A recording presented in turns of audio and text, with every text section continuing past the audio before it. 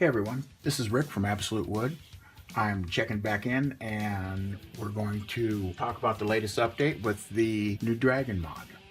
I think in the last post I had mentioned that the next steps were going to be to document what it was that I needed to do to figure out what part of the block needed to be cut off. We're trying to save a little extra for drip tip.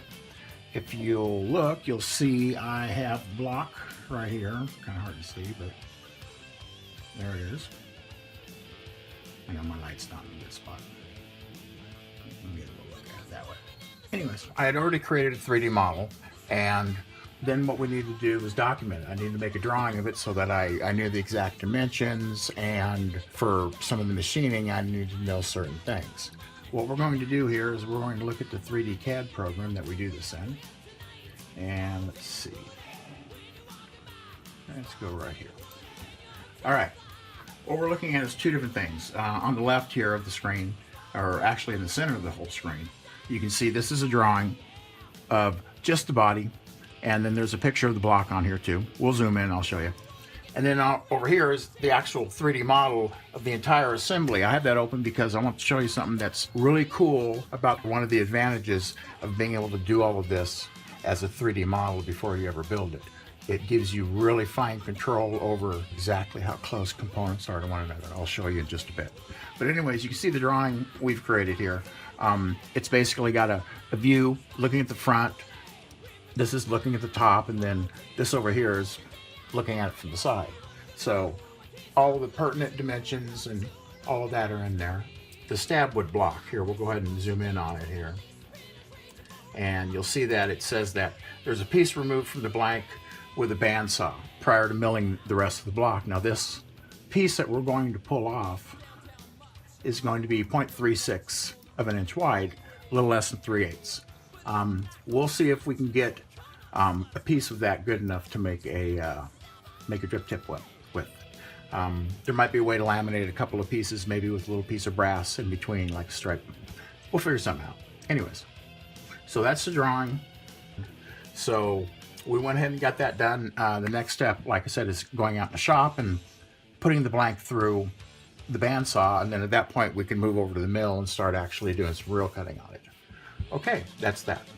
Now, the actual model of the mod itself, one of the things I want to show you that I thought was really a great advantage of doing this is you can very easily take something like the body and you can go in and tell it that you want to change what the material is. In other words, you want to tell it it's not the stab wood block, but instead what you want to do is you want to tell it you want to make it, say,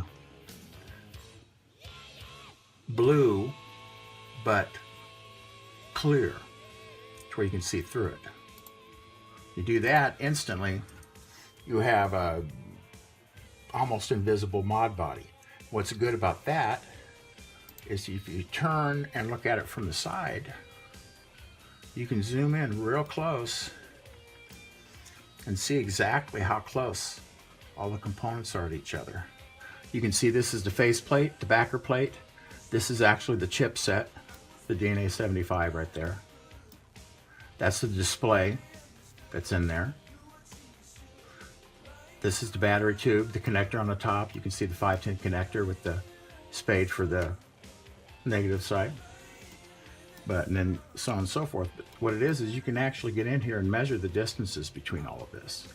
So what this did was this allowed us to still have enough space so that everything works well, and we were able to compact the size very slightly. The normal Model 5 with a 26650 battery in it is actually a little more than a 1/4 inch bigger than this. And we were able to pull it down in size to where it's almost exactly the same size as the original 18650. So thanks to 3D modeling, we were able to make it even a little bit smaller, and that's good because that was a particular consideration of the customer. She particularly wanted it to be as small as possible so that it's easy to fit into the hand.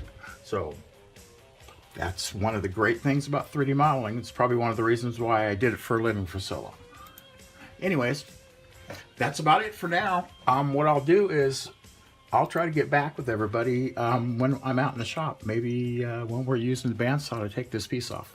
All right? See you guys later, man. Vape on.